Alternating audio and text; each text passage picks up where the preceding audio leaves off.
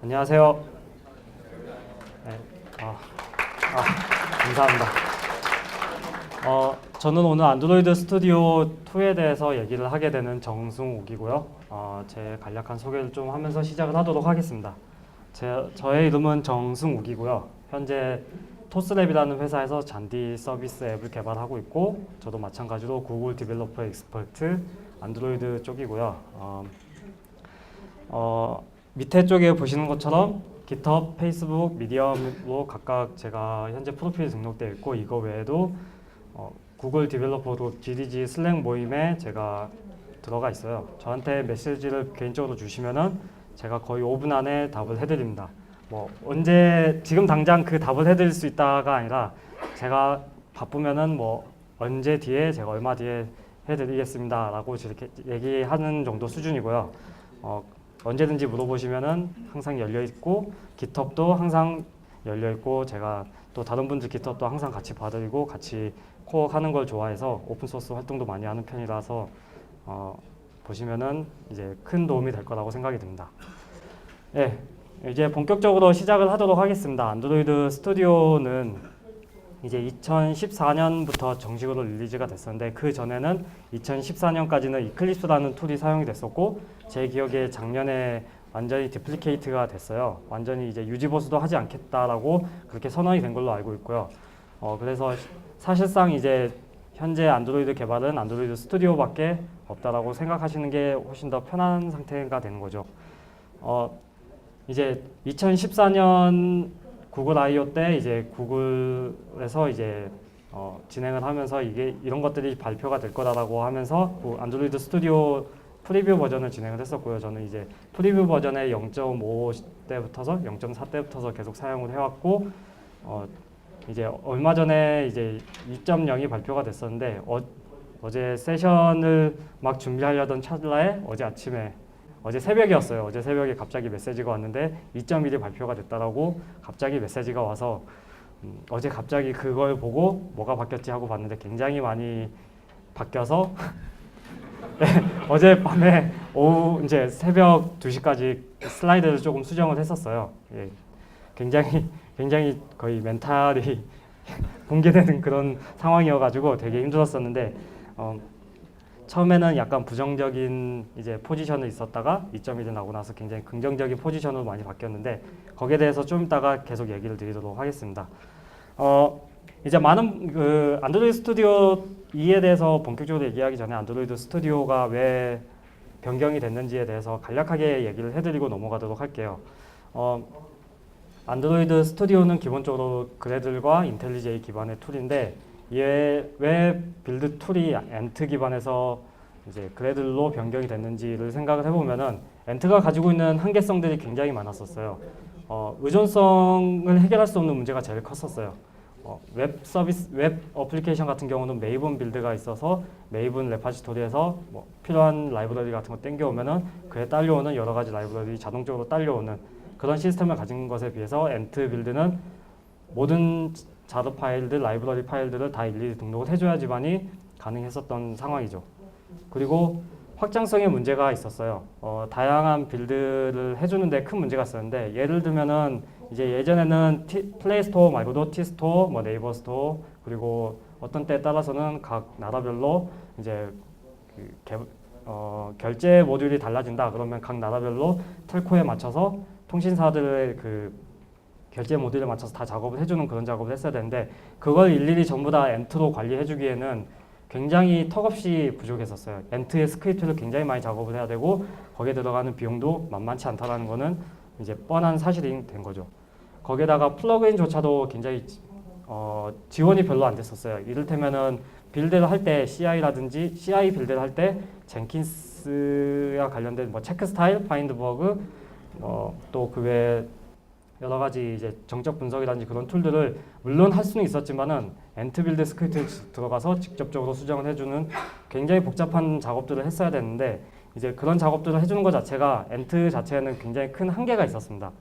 이제 거기에다가 이클립스도 문제가 됐었던 게, 툴을 쓰면 쓸수록 플러그인을 넣으면 넣을수록 느려지는 게 눈에 보일 정도로 굉장히 느렸어요.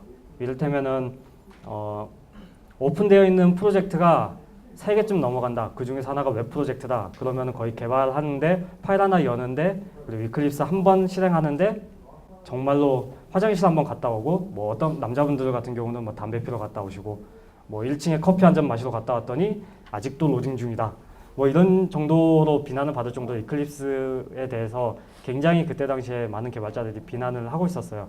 이클립스가 많이 느려서 그래서 더 빠른 환경을 찾다 보니까 인텔리제이라는 그런 툴로 넘어가시는 분들이 굉장히 많았었거든요. 그때 당시에도. 이제 그래서 안드로이드 스튜디오 1.0이 나오게 됐었는데 안드로이드 스튜디오 1.0은 이제 기본적으로 그래들 기반이었습니다. 그래들 기반이었기 때문에 그래들은 그 시스템 자체적으로 기본적으로 다양한 빌드를 제공을 해줬어요. 이를테면은 굳이 메이븐에 종속되어 있지 않다 하더라도 그래들이 가지고 있는 성격 자체가 일종의 메이븐과 엔트의 2개 다의 성격을 2개 다 가지고 있는 상황이라서 2개 다 맞는 그런 여러 가지 조건들을 사용할 수 있었고요. 그에 따라서 맞는 빌드 스크립트도 그냥 자바 코드 짜듯이 실제적으로 그래들은 그루비에서 빌드가 되는 동작을 하는 거기 때문에 자바 코드 작성을 하셔도 크게 상관이 없었습니다. 옵스. 그리고 인텔리제이 기반이었는데 저는 굉장히 인텔리제이에 대해서 우호적인 입장이에요. 젯브레인이 정말로 개발이 뭔지 아는 애들이 만든 툴이구나라고 얘기할 정도로 인텔리제이에 대해서 굉장히 우호적입니다. 저는 개인적으로 인텔리제이를 사용하시면은 이클립스를 사용하는 개발자보다 20% 이상 제가 더 좋은 효율로 일을 할 수 있다라고 공공연하게 그냥 얘기하고 다녀요. 그 정도로 저는 인텔리제이에 대해서 굉장히 우호적인 입장이고요. 안드로이드 스튜디오가 이제 인텔리제이 기반으로 넘어가게 되면 인텔리제이 기반으로 되게 되면서 샘플 코드라든지 구글 플레이 서비스에 접근할 수 있는 플러그인들 그리고 인텔리제이가 가지고 있는 기본적인 디버기 기능들이 굉장히 강화가 됐었고요. 인텔리제이 안에서도 여러 가지 거기에 맞는 그 자체 에코시스템이 있어가지고 그 에코시스템 안에서 플러그인들이 자유롭게 있었어요. 이를테면은 지금 저 같은 경우는 파이썬 플러그인도 깔아놓고 파이썬 플러그인으로 이제 거기에서 따로 스크립트를 더 작성해야 되는 부분들이 있는데 그런 것들도 마찬가지로 사용을 하고 있고요. 사실 그 전에 이클립스에서는 좀 생각하기 어려웠던 방법이기도 한데 이제 툴을 알면 알수록 그런 것들을 많이 알 수 있게 됐었죠. 그래서 안드로이드 스튜디오로 넘어갈 수 있었던 이유 중 하나가 이제 그런 여러 가지 동쪽으로 변경되는 그런 상황들을 다 커버할 수 있었던 것들을 이제 그래들을 제공을 하고 있었다는 것이 굉장히 컸었다는 거죠. 이거는 그래들 팀이 말하는 빌드에 대한 얘기입니다.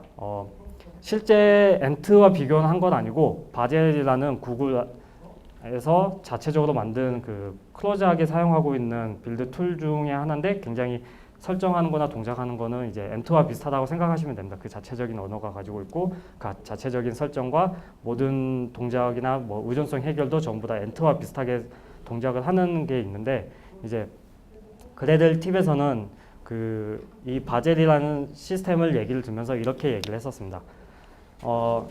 빌드 툴이라는 건 기본적으로 확장성이 있어야 되고 그 확장성이라고 얘기하는 거는 여러 가지 그래들이 동작하는 게 이제 태스크 기반이라고 동작하고 있어요. 그래서 태스크 단위로 뭐 이제 A에서부터 Z까지 순서대로 동작을 쭉 할 수 있는 것. 그런데 A부터 Z 중간에 더 필요한 게 있으면 중간에 끼워 넣을 수 있는 그런 툴들. 그런 확장성이 있어야 된다는 것들이고 이제 플러그인이 가능한 생태계를 지원해야 된다고 하고 있어요.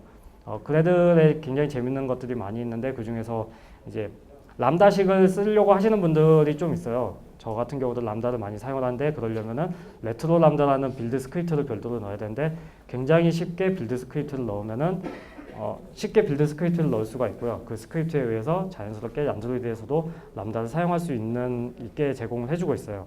이제 그런 식으로 플러그인이 말 그대로 꽂으면은 바로 동작할 수 있는 그런 생태계를 지원해야 된다라고 얘기를 하고 있고 OS에 구분 없이 윈도우, 유닉스, 리눅스, 맥 이렇게 모든 환경에 구분 없이 동작을 해야 된다라고 얘기를 하고 있습니다. 그리고 메이븐 레파지토리와 같은 이제 의존성이 기본적으로 해결되는 있는 환경에서 구성이 돼야 된다라고 얘기하는 게 그래들 팀이 말하는 빌드고요. 이런 얘기들을 하게 되면은 궁극적으로 엔트가 가지고 있었던 여러 가지 문제들, 그 다음에 메이븐도 굉장히 좋은 에코시스템을 가지고 있지만은 이제 빌드 스크립트를 디테일하게 조작하는 거는 조금 어려움이 있어요. 근데 그런 것들도 이제 같이 해결해 나갈 수 있는 일종의 저는 그래드를 엔트와 메이븐이 합쳐져 있는 그 스크립트라고 빌드 툴이라고 생각을 하고 있어요.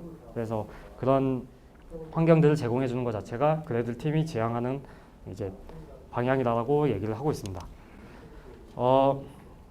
이제 안드로이드 스튜디오로 다시 돌아와서 안드로이드 스튜디오의 릴리즈를 보게 되면은 이제 그 전에 1.0 이후에 이제 올해 작년부터서 쭉 보면은 작년 구글 I/O 때 1.3을 발표하면서 이런 피처들이 있다라고 얘기를 했습니다. 보시면은 C++나 데이터 바인딩, SDK 매니저를 내장하겠다라고 얘기를 했었고 1.4에서는 이제 벡터 빌드와 이제 성능 모니터와 테마 프리뷰를 포함시키겠다고 얘기를 했습니다. 그게 작년 여름이었고 굉장히 릴리즈 주기가 빨랐어요. 거의 분기별로 배포가 됐다라고 보시면 되는데 작년 가을에는 이제 여러 가지 디버깅이 되어 있는 것을 강화시켰고요. 그리고 봄에 이제 이번 달이었죠. 이번 달 초에 2.0이 배포가 됐고 어제 2.1이 배포가 됐습니다. 이제 2.0과 2.1의 큰 핵심이 되는 피처들이 있는데요. 이제 그걸 조금 얘기를 해보도록 하겠습니다. 2.0에서 가장 큰 피처라고 할 수 있는 거는 가장 많은 개발자들이 관심을 가지는 2.0의 피처 자체가 인스턴트 런이었습니다. 인스턴트 런에 대해서는 뒤에서 또 얘기를 해드릴게요. 인스턴트 런이 있고 그리고 에뮬레이터 2.0을 지원을 한다. 더 빨라졌다라고 얘기를 하는데 거기에서 얘기를 하는 걸로는 3배 정도 그 이전의 에뮬레이터보다 3배가 아니라 10배 정도 빨라졌다라고 그 사람들은 얘기를 하고 있어요. 근데 확실히 그 암코나 이제 그 전에 X86으로 이제 동작을 시켰었던 에뮬레이터 1.0에 비하면 많이 빨라진 것은 확실합니다.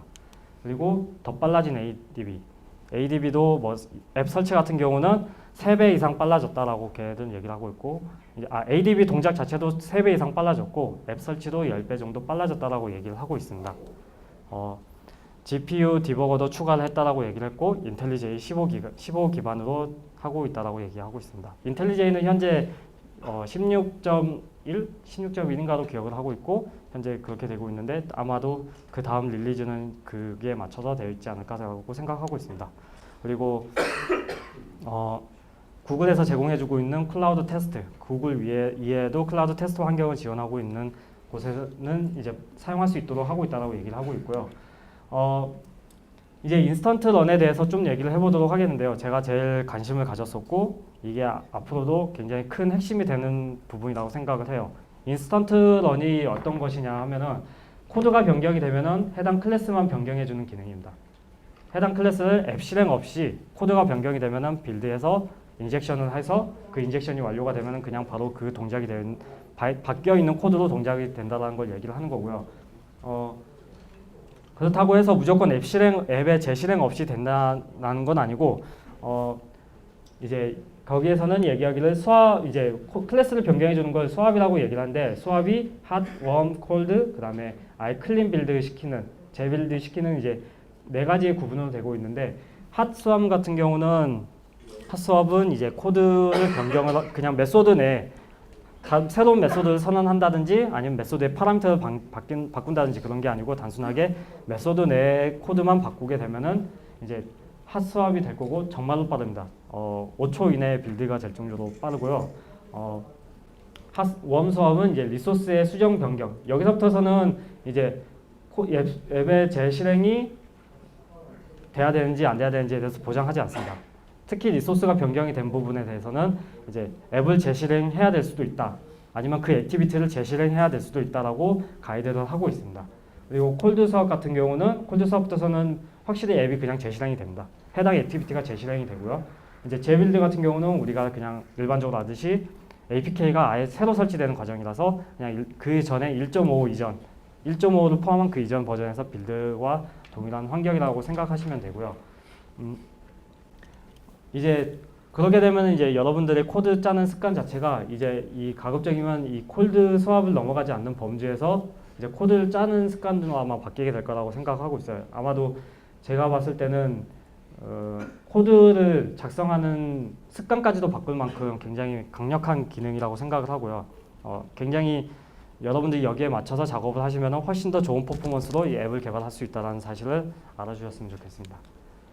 인스턴트 런의 조건은 기본적으로 안드로이드 4.0 이상 기기여야 되고요. 기기나 에뮬레이터 상관없습니다. 4.0 이상이기만 하면 되고요.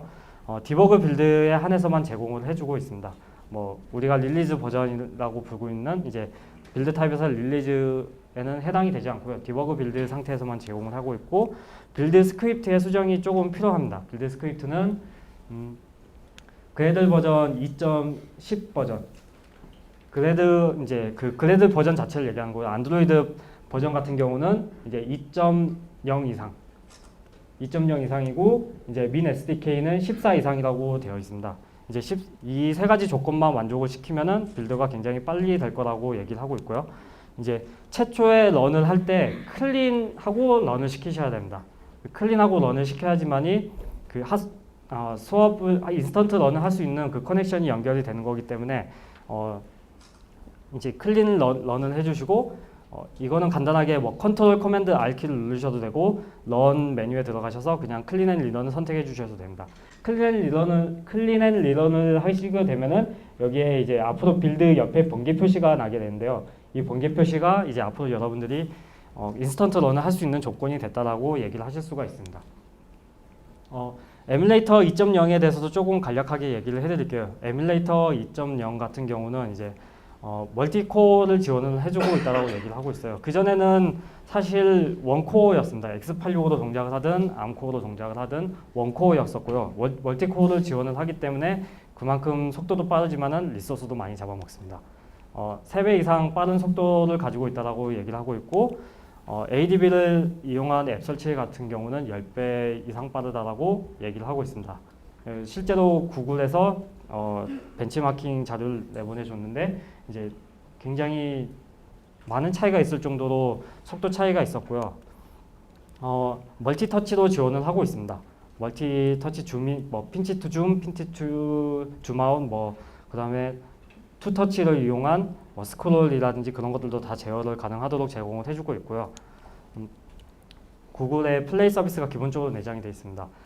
앱을 개발하시는 분들이 제일 많이 부딪히는 부분이 GCM 테스트를 해야 되는데 그것 때문에 디바이스 테스트를 할 수밖에 없는 환경이에요.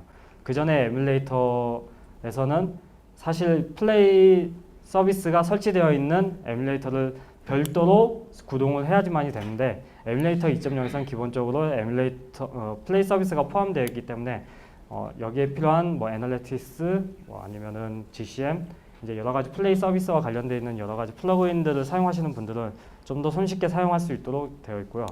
이거 말고도 전화 배터리, 네트워크 GPS, 심지어 지문 인식까지 이용이 가능하도록 제공을 해주고 있습니다. 사실 저는 지문 인식이 되는 기기를 사용하지 않고 있는데 이제 이 작업을 할 때 사실 그 지문 인식 기능을 할 때 에뮬레이터 2.0에 덕을 좀 많이 보는 편이에요. 굉장히 제가 예상했었던 시나리오만큼 잘 동작을 하고 있고요. 아마 여러분들도 그런 여러 가지 부가적인 디바이스의 기능을 사용하실 때 편할 거라고 생각이 듭니다. 이거는 이제 구글에서 제공해주는 앱 인스톨 시간인데요. 이제 그 전에 에뮬레이터 1.0 같은 경우는 거의 300초에 가까운 시간으로 50메가를 설치할 때 시간이 걸린다고 되어 있어요. 물론 여러분들의 앱이 50메가까지 갈 일은 없지만은 극단적인 비교를 위해서 구글에서 제공해준 이제 비교고요. 에뮬레이터 1.0은 280초 정도 걸린다라고 얘기를 하고 있고 넥서스 6는 그에 대한 절반, 한 145초 정도 걸린다라고 얘기하고 있고 에뮬레이터 2.0 같은 경우는 33초, 38초 걸렸다라고 얘기를 하고 있어요. 여기서 거의 300초가 걸렸었는데 38초로 줄은 거 보면은 굉장히 이제 10배만큼 성능이 향상됐다라는 거는 약간 빈 소리는 아니라고 이제 믿어도 될 것 같다라는 생각이 들고요. 이제 인스턴트 런이 2.0이 처음에 배포됐을 때 인스턴트 런이 굉장히 많은 욕을 먹었어요. 동작이 거의 제대로 안 되다시피 했었고 오히려 빌드 타임 늘어나고 업무 효율은커녕 이거 셋업하다가 암 걸릴 지경이었거든요. 그래서 인스턴트 런이 굉장히 욕을 많이 먹었는데 이제 개발자들 사이에서 인스턴트 런을 좀 더 쉽게 잘 하기 위해서 약간의 노하우 같은 것들이 조금 공유가 됐어요.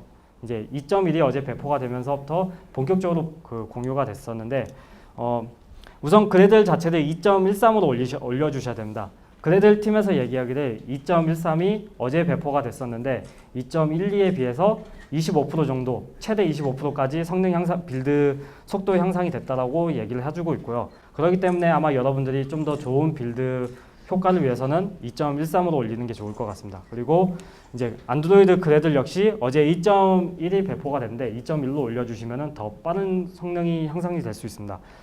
그 인스턴트 런에서 제일 핵심이 되는 부분이 저 빌드 툴인데 2.1.0으로 올려주시지 않으면은 굉장히 많은 문제가 생길 거예요. 얘네들이 이제 구글이 2.0에서 2.1로 배포할 때 거기에 있었던 이제 굉장히 함축적으로 체인지 로그를 남겼는데 그 체인지 로그가 딱 두 가지였습니다. 첫 번째 인스턴트 런의 퍼포먼스 향상, 그 다음에 버그 수정.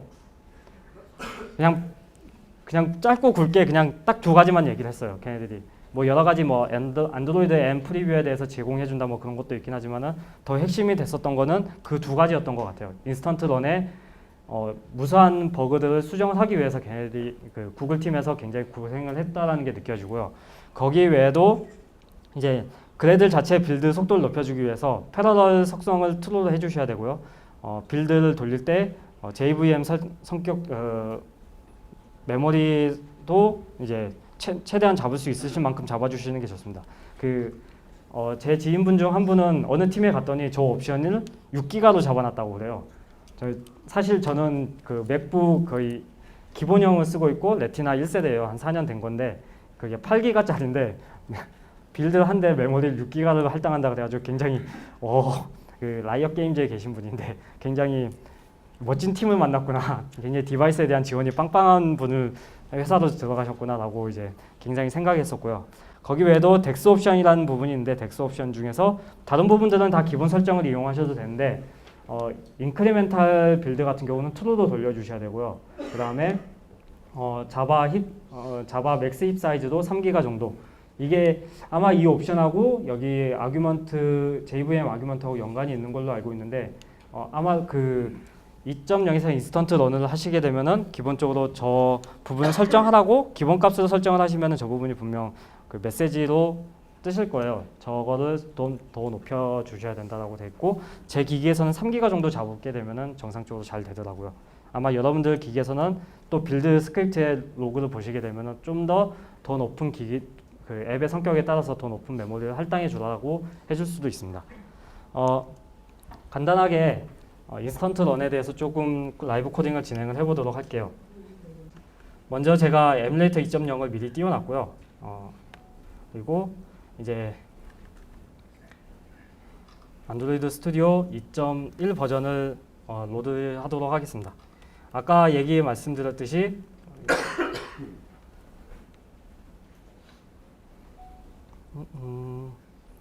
여기에 보시게 되면은 2.13으로 바꿔주셔야 되고요. 2.10 그 다음에 이제 몇 가지 옵션들을 이렇게 활성화 시켜줘야 된다고 되어 있는데 이거를 그대로 따라 해보도록 하겠습니다. W 래퍼 하고 래퍼를 하게 되면은 그냥 알아서 자동으로 최신 버전으로 업데이트가 되거든요. 하시게 되면은 이제 빌드가 되는 거를 그래들 버전이 올라가는 거를 보실 수가 있습니다. 예. 고 되는지 안 되는지 확인해 보시려면은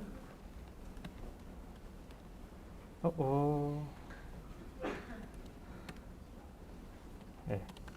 예상과 다르게 동작하네요. 그래들 버전 2.13으로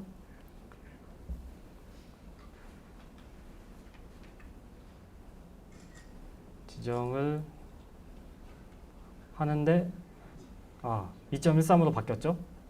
2.13으로 바뀌었고 그 다음에 클래스 패스도 2.10으로 바꿔주도록 하겠습니다. 클래스 패스도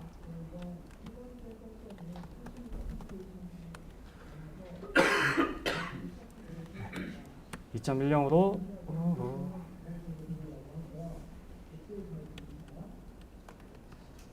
하시게 되면은 2.10으로 변경이 됐죠.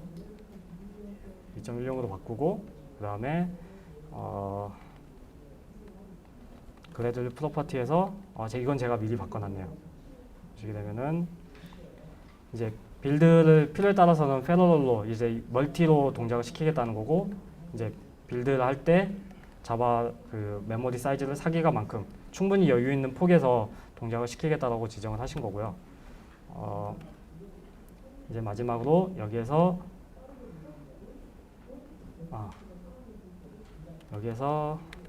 덱스 옵션즈로 보시게 되면은 여기에서 인크리멘탈을 true 두고 자바 맥스 힙 사이즈를 3기가로 제가 수동으로 돌리도록 하겠습니다. 즉 이 설정은 좀 더 여기에서 메모리 사이즈는 제 PC에 맞춰지는 거예요. 그러니까 여러분들 PC에서는 좀 더 다른 경고 메시지라든지 다른 더 높은 옵션을 줘야 될 수도 있고 더 작은 옵션을 줘도 될 수도 있습니다. 거기에 대해서 유념하셔서 작업을 해주셔야 되고요. 인크리멘탈이 true로 주고 그다음에 자바 맥스 힙 사이즈가 제가 3기가로 주도록 하겠습니다. 먼저 싱크를 한번 돌릴 거고요.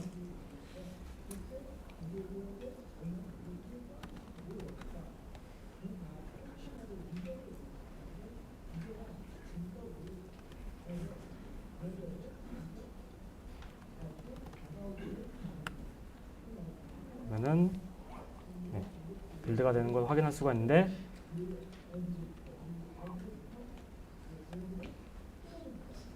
맨 처음에는 제가 얘기했듯이 런에서 클린 앤 리런을 하시게 됩니다. 클린 앤 리런을 하시게 되면은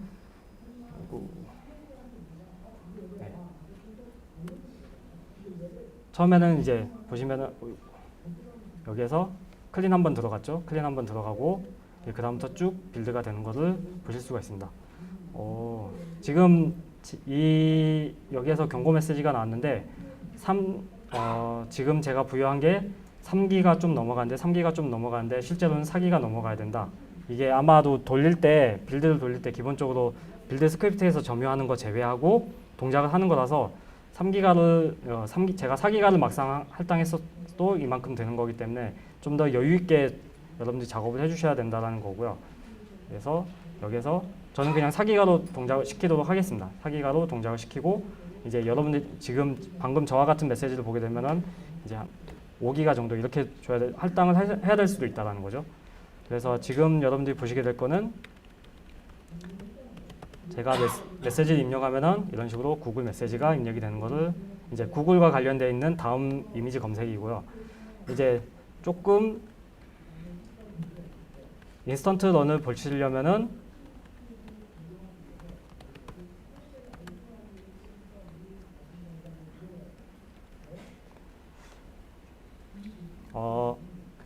그냥 검색이 완료가 되게 되면은 토스트 메시지를 하나 띄워주는 걸 해보도록 하겠습니다. 토스트 메시지로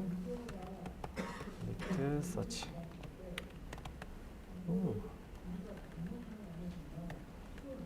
지금으로 토스트 메시지가 리프레시가 될 때마다 검색이 완료되었다라고 검색이 되도록 할 거고 지금 보시게 되면은 이미 빨간색이 떠 있죠. 빨간색이 떠 있으면 인스턴트 런이 이제 돌아갈 수 있는 준비가 됐다는 거고요. 그냥 빌드를 시키면은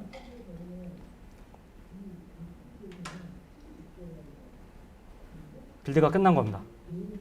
지금 토스트 뜨는 거 확인되시죠? 빌드가 얼마만큼 빨리 끝났냐면은 4초 걸렸습니다. 이게 지금 보신 게 핫스왑이고요. 핫스왑은 이제 단순하게 그냥 메소드 내에서 그냥 코드만 바뀌었을 때입니다. 근데 이제 제가 여기에서 일종의 다른 메소드를 하나 선을 해볼게요. 여기에서 void show 메시지 해서 string 메시지 해서 하나를 선언할 거고요. 지금 이제 아예 새로운 메소드를 선언한 거예요. 그렇기 때문에 클래스 정보가 완전히 새로 바뀌는 과정이기 때문에 지금부터 작업하는 건 콜드 스왑이 일어나게 되는 겁니다. 콜드 스왑이 일어나게 되면은 이제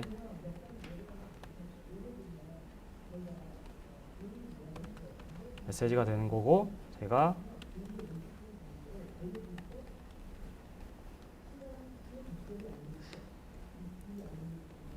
여기에서 두 가지를 하도록 할게요. view.show message search text is empty라고 제가 작성을 하고 여기도 조금 코드를 바꿔서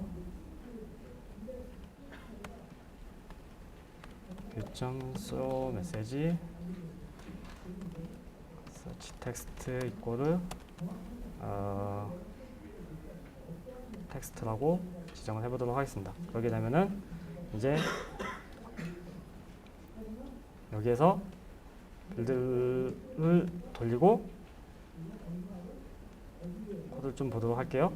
하시게 되면은 지금 마찬가지로 비슷하게 4초가 걸렸어요. 4초가 걸렸는데 이제 이 부분은 콜드 사업이기 때문에 지금 앱이 액티비티가 재실행이 된 걸 방금 보실 수가 있어요. 액티비티가 재실행이 됐고 하면은 서치 텍스트 구글이다. empty면은 서치 텍스트가 이제 empty라고 이제 이런 식으로 아주 간단하게 코드를 수정을 했는데 이제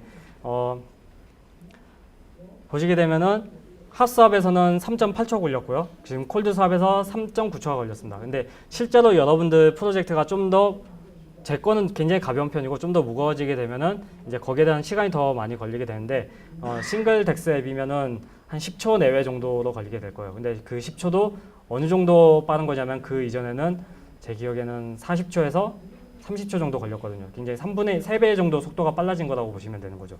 이제 다시 슬라이드로 돌아와서 마저 설명을 좀 해드리도록 할게요.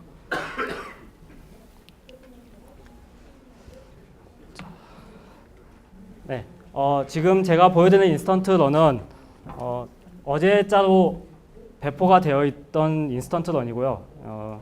어제 일자로 배포되지 않은 인스턴트 런의 인상을 가지신 분들은 아마도 제가 생각했을 때는 굉장히 부정적인 입장이실 텐데 지금 제가 보여드린 대로 어제 배포된 것 기준으로 작업을 하시면은 이제 굉장히 쾌적한 환경에서 하실 수가 있습니다. 좀 더 뒤에서 멘트를 해드리도록 할게요. 이어서 이제 안드로이드 스튜디오에 있는 여러 가지 다른 기능들을 좀 설명을 드리도록 할 텐데요. 이거는 이제 게임 개발자분들이 주로 사용하시게 될 것 같은데 아마 코코 스튜디오나 유니티 개발자분들보다는 이제 코코 스튜디오와 같은 이제 직접적으로 코딩을 해야 되는 개발자분들이 좀 사용하시게 될 것 같아요. 오픈GL에서 프레임 단위로 녹화를 해서 프레임 단위로 디버깅을 할 수 있도록 이제 동작을 시켜주는 건데요. 이 부분은 제가 이제 저는 일반 서비스 앱 개발자다 보니까는 제가 GPU에 그런 약간의 견해라든지 그런 것들은 없어요. 이제 이 부분은 그래서 동영상으로 조금 대체를 해드리도록 하겠습니다. 음성이 나와야 되는데 제가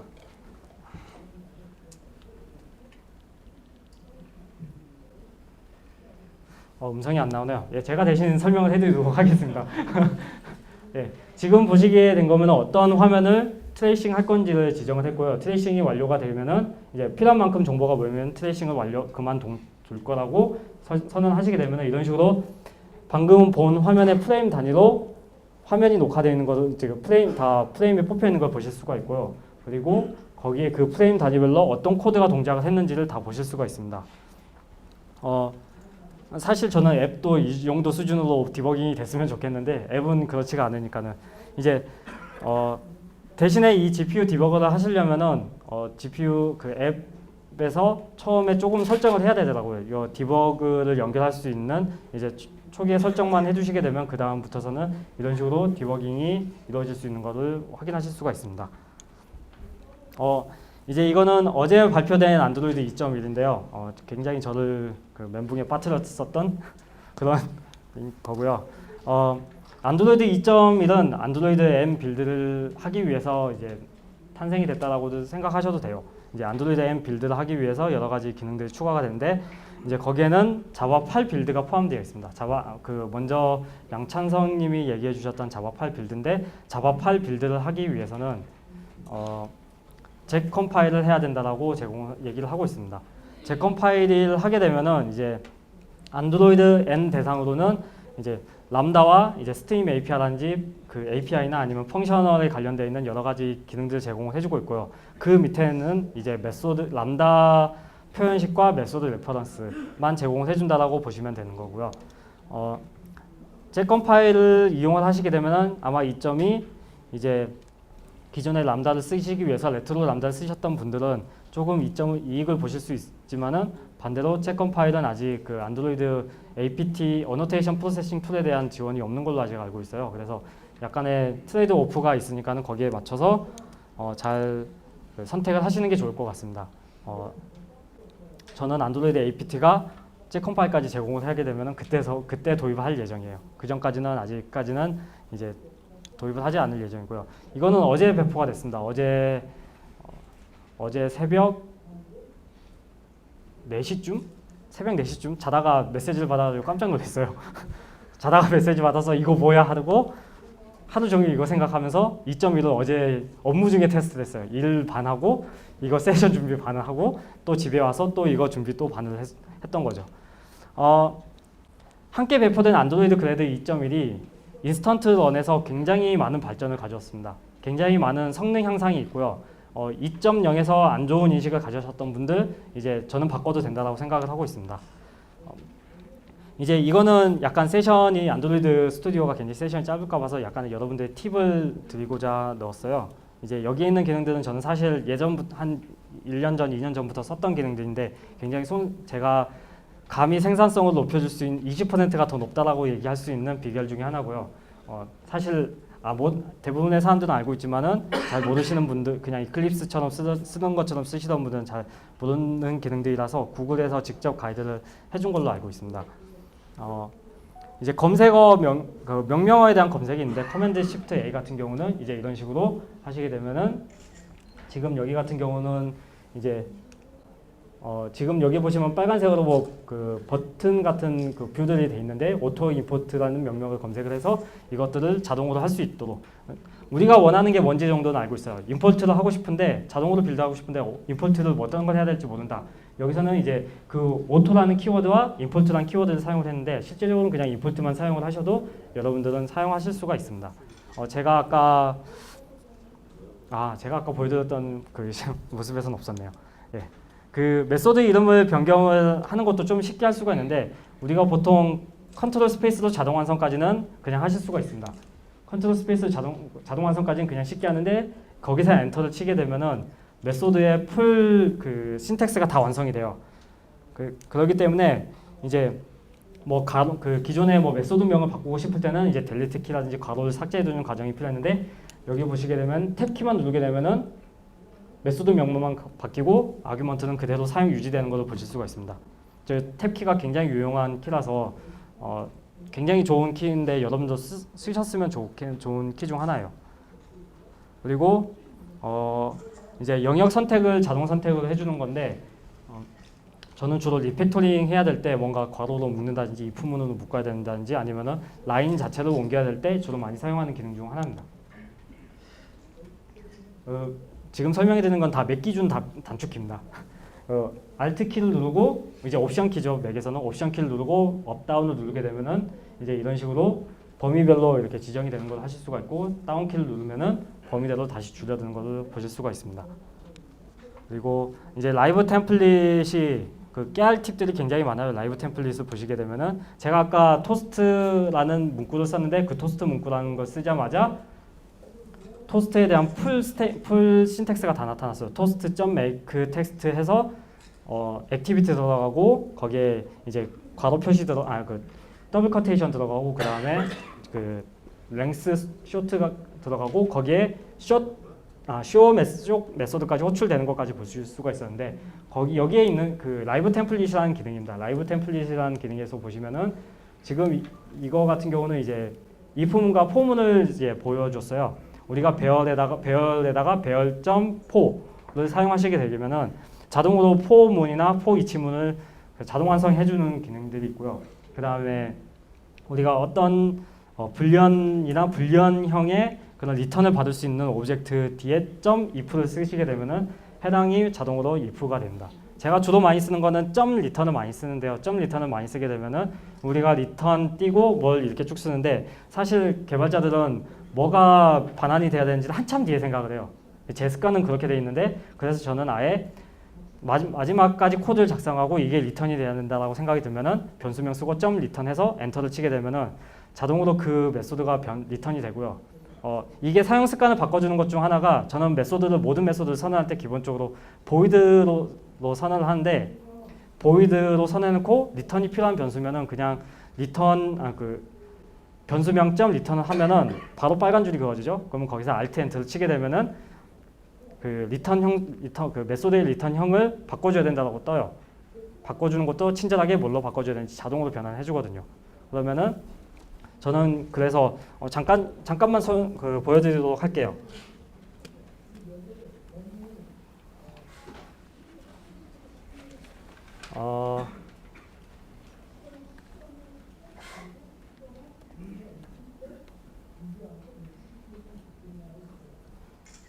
여기서 보시게 되면은 텍스트가 empty인지 보여주는 게 있는데 이제 이거를 제가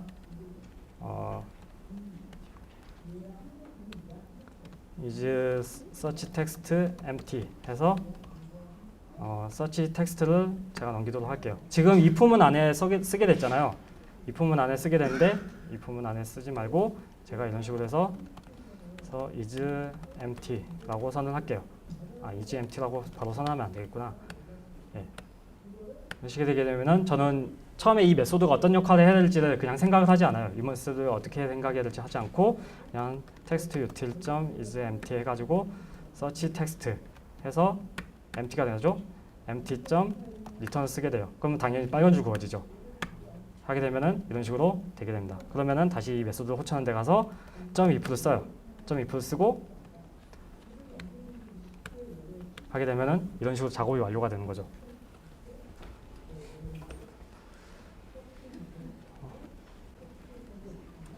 굉장히 사소한 건데 여러분들이 아마도 작업을 많이 하시게 되면은 이제 리팩토링이라든지 그런 작업들을 많이 하게 되는데 리팩토링이 이제 하게 됐을 때 굉장히 깨알같이 도움이 되는 툴들이에요.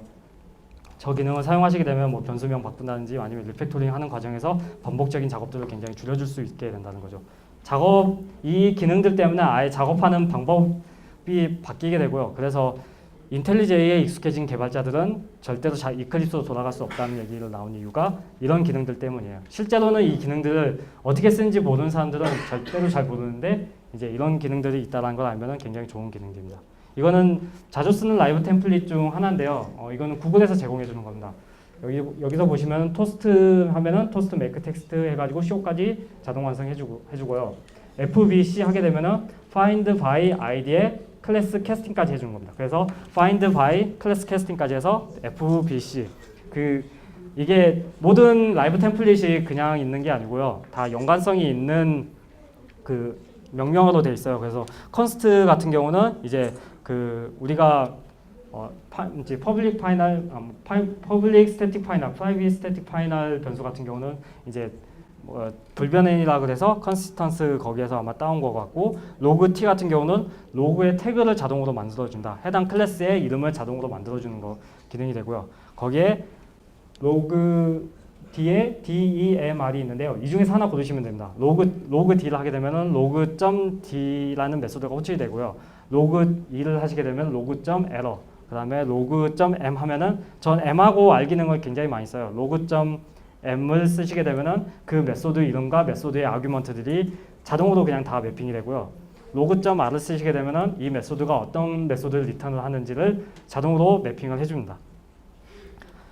굉장히 편한 기능이고 그리고 또 제가 자주 쓰는 기능 중 하나가 for문. 그냥 for만 쓰시게 되면은 이제 for each문이 되시게 되고 for i를 쓰시게 되면은 for index가 되고 for r을 쓰게 되면 for recursive에서 뒤에서부터 이렇게 쭉 가는 for reverse 해가지고 뒤에서부터 쭉 가는 겁니다. 이제 그런 것들도 있고 여기 보시면 if 같은 경우는 이제 변수.if 그냥 if만 쓰셔도 if의 자동 완성으로 그냥 쭉 완성이 되고요. 이제 이거 말고도 더 있는데 이제 그거는 안드로이드 스튜디오 안에 있는 라이브 템플릿이라는 기능에 들어가 보시면은 정확하게 이게 어떻게 만들어지는 것인지 다 적어져 있습니다. 아마 그것들을 보시고 한 번씩 다 숙지해 보시지 않으셔도 돼요. 그냥 상황에 맞춰서 어떤 것이 있지 하고 그냥 커맨드 J키 눌러 보시면은 쭉 뭐가 뜨고요. 그 다음에 이 메소드에는 뭐가 할 수 있지 하고 메소드 점 한 다음에 커맨드 J키 누르면은 그 상황에 맞춰서 적절한 것이 만들어집니다. 그리고 그 라이브 템플릿을 직접 만들 수도 있는데 이제 그거는 구글 쪽 유튜브 페이지에서 굉장히 잘 설명이 되어 있습니다. 이거는 디버깅 팁 중에 하나인데요. 이거는 이제 인텔리제이 15에서 추가된 기능일 거예요. 이게 인텔리제이가 굉장히 강력하게 얘기하는 것 중 하나가 디버깅 기능이 굉장히 강력합니다. 이클립스보다 훨씬 더 강력하고요. 제가 봤을 때 이거를 이 인텔리제이를 사용을 하는데 디버깅 툴을 제대로 쓰지 못한다라고 얘기하는 거는 인텔리제이를 반밖에 못 쓰는 거다라고 얘기할 만큼 저는 인텔리제이에 들어있는 디버깅 기능들을 굉장히 찬양을 해요. 이 기능 같은 경우는 특정 오브젝트가 우리가 물론 toString을 자동 완성으로 다 완성해 주기도 하지만은 그 오브젝트의 그 toString은 다 안 써주는 경우도 굉장히 빈번해요. 이제 뭐 번거로움이라든지 작업이 이제 굳이 안 알아도 명료하게 떨어지는 것들. 근데 디버깅 중에는 알아야 되는 경우들이 있는데 어떤 것을 보고 싶은지 뷰 에지에서 크리에이트 한 다음에 뭘 보고 싶은지 그냥 쓰는 겁니다. 여기에 들어가는 메소드는 그냥 알아서 자동으로 할 수도 있고 해당 클래스의 오브젝트에도 그냥 접근이 가능합니다. 이런 것들을 그냥 이렇게 할 수 있는 이유 중 하나가 우리가 빌드 스크립트를 돌리게 되면은 맨 처음에 여러 가지 셋업이 되고 나서 맨 밑에 인덱싱하고 이제 마지막 작업을 하고 있어요. 그 마지막 작업을 하는 이유 중 하나가 그 빌드 스크립트가 셋업이 되고 나면은 그 다음부터서 여기에 너가 지금 하고 있는 프로젝트에 어떤 클래스가 있는지 그런 것들을 다 인덱싱을 하고 있는 겁니다. 그렇기 때문에 이제 그 인덱싱 기능이 완료가 되게 되면은 여기서 쓰실 때 거기에서 메소드라든지 변수명에 바로바로 접근할 수 있는 것들이 되게 되고요. 여러분들이 이런 것들도 쓰시게 되면은 이제 toString을 우리가 toString을 많이 쓰는 이유 중 하나가 이제 그 디버깅 중에 로그로 찍기 위해서 많이 쓰는 편인데 이제 굳이 그렇게 하지 않은 경우에는 이렇게 이제 돌려서 사용을 할 수 있다라는 기능이고요. 이거는 스트럭처럴 서치인데 저도 사실 이거는 구글에서 알려주고 처음 알았어요. 이거를 저희가 직접 만들 수 있다는 걸 처음 알았는데 어떤 경우냐면은 좀 보도록 할까요? 이게 어떤 특정 조건이 됐을 때 그 부분들을 자동으로 인식을 해서 어떻게 바꿀지 아니면 어떻게 검색을 할지를 그냥 자동으로 인식을 해주는 것들입니다. 여기서 쓴 거는 이제 XML 문서에서 스트링의 네임하고 스트링의 뭐 translate description이라는 것을 찾게 되면은 description을 삭제하라 라고 자동으로 검색을 해주는 겁니다. 그러고 이제 등록을 하게 되면은 거기에 맞는 것들이 자동으로 이런 식으로 서칭이 되고요. 어떻게 바꿔야 될지도 그냥 제안을 우리가 직접 작성한 거기 때문에 우리가 직접 작성한 제안이 뜨게 되는 거죠. 이것도 몇 가지가 굉장히 많이 다 등록이 되어 있어요. 이를테면 우리가 사용하지 않는 로컬 변수들 같은 경우는 아예 그 로컬 변수를 사용할 필요가 없잖아요. 선언할 필요가 없기 때문에 그런 것들도 다 검색이 되는 게 이제 이런 것들에 의해서 검색이 되는 거라고 보시면 되는 겁니다. 시간이 굉장히 제가 생각했던 것보다 빨리 끝났어요. 지금 거의 다 왔는데 이제 이 슬라이드는 사실은 이제 2.0 때 준비한 슬라이드예요. 2.0 때 안드로이드 스튜디오 2에 대해서 이제 제가 경험했었던 것에 대해서 그냥 얘기를 해드리려고 했었는데 안드로이드 스튜디오 2에서 인스턴트 러닝 개발 속도를 올려줄까? 이게 일주일 전에 준비했었던 슬라이드의 내용입니다. 싱글덱스는 굉장히 빠른 걸로 그냥 확인하실 수가 있었어요. 그 전에 2.0에서도 충분히 할 수가 있었고, 근데 이제 멀티덱스 같은 경우는 빌드 속도가 오히려 증가했습니다. 저 같은 경우는 좀 더 제가 가지고 있는 프로젝트에 최적화를 해서 빌드 속도를 40초까지 멀티덱스도 40초까지 내려놨는데 인스턴트 런을 하는 순간 빌드 속도가 2분 이상으로 올라갔어요. 2분 40초까지인가? 그래가지고 이건 내가 그냥 빌드에서 내가 그냥 클릭해서 시나리오 타고 가는 게 훨씬 더 빠르겠다는 생각이 들 정도로 멀티덱스 앱 같은 경우는 인스턴트 런을 하면 안 된다라고 생각을 했어요. 그래서 아예 멀티덱스 앱을 개발할 때는 인스턴트 런을 해제를 했습니다. 해제를 했고 이제 인스턴트 런도 간혹 버그가 있었던 것 중에 하나가 가끔씩 인스턴트 런 상태가 깨지는 경우가 있어요. 그래서 깨지다 보니까는 의도치 않은 코드들이 바인딩이 되고 의도치 않은 빌드가 되게 돼서 다시 아까 얘기했던 클린 앤 리런을 또 반복을 해야 되는 경우가 있었어요. 그런데 이게 일주일 전까지 제 생각이었고요. 어제 배포가 되면서 바뀌었습니다. 멀티덱스 앱에서도 2.1과 함께 하시면 빠릅니다. 2.1로 제가 현재 그 45초 걸렸다라는 앱을 멀티덱스를 써봤는데 48초가 걸렸어요. 저희 앱에서는. 근데 그 45초 먼저 했었던 45초는 인스톨하는 시간까지 포함되어 있습니다. 인스톨하는 시간까지 포함하면은 사실상 인스톨이 한 15초에서 20초 정도 걸린다고 치면은 거의 1분 정도를 빌드하는 데 사용하게 되는데 인스턴트 런을 하게 되면 인스턴트 런은 그 설치 과정이 굉장히 간소화가 돼요. 그 클래스만 이렇게 바꿔주는 형식이기 때문에 이제 굉장히 간소화가 돼서 실제적으로 1분 이내에 저는 그 개발이 이제 할 수 있는 그 개발 결과물을 확인할 수 있는 상황이 됐어요. 그래서 여러분들도 이제 멀티덱스에서도 인스턴트 런을 해도 될 만큼 이제 2.1.0에서는 신뢰할 수 있을 만큼 발전이 됐다는 것들을 여러분들이 알아주셨으면 좋겠고요. 에뮬레이터 2.0은 빠른가? 에뮬레이터 2.0이 빠른가에 대해서 저도 굉장히 많은 의구심을 가졌고요. 마찬가지로 이게 과연 어떤 효용성이 있지라고 생각을 했었어요. 기존의 에뮬레이터보다는 확실히 빠릅니다. 확실히 빠르다는 거는 이제 멀티코어를 지원을 하니까 멀티코어를 지원을 한다는 거는 제가 쓰고 있는 개발 PC에 코어를 내줘서 멀티코어를 지원을 하는 겁니다. 그 의미는 이제 사실상 내가 개발할 수 있는 리소스가 적어진다는 거죠. 굉장히 이제 양날의 검인 겁니다. 트레이드 오프가 있는 거기 때문에 굉장히 그 PC 자체가 넉넉하신 분들에 좀 한해서만 사용했으면 좋겠고요. 이제 비슷한 VM 이제 기술로 만든 게 이제 제니모션이라는 게 있는데 이 제니모션과 비교해 보면은 사실상 거의 차이가 없습니다. 저는 오히려 제니모션이 더 빠를 때도 있고 리소스도 제니모션이 좀 더 효율적으로 사용을 해주더라고요. 그래서 저는 이제 처음에 2.0이 나왔을 때는 에뮬레이터 2.0을 사용하지 않았어요. 그리고 그럼에도 불구하고 아주 가끔씩 필요할 때가 있었어요. 푸시 테스트를 해야 된다든지 지문 테스트를 해야 된다든지 멀티터치에 대해서 테스트가 필요할 때에 필요하더라고요. 그래서 어쩔 수 없이 저는 다시 에뮬레이터 2.0으로 넘어왔고요. 이제 근데 에뮬레이터 2.0이 다시 말씀드렸듯이 PC 리소스를 어마어마하게 잡아먹습니다. CPU 점유율도 항상 상시 30% 이상을 잡아먹고요. 메모리도 최소한 그 에뮬레이터 2.0의 가장 최소 메모리는 1기가예요. 근데 1기가를 할당을 한다고 해서 1기가만 잡아먹는 게 아니고 이제 그건 에뮬레이터가 1기가를 잡아먹는 거고 에뮬레이터를 구동시키는데 또 추가적인 리소스가 들어가게 되거든요. 예, 시간이 없다고 나오네요. 예, 2.0 쓸만한가? 예, 넘어가도록 하겠습니다. 이클립스하고 안드로이드 스튜디오 1.0에 비하면 굉장히 훨씬 우수하고요.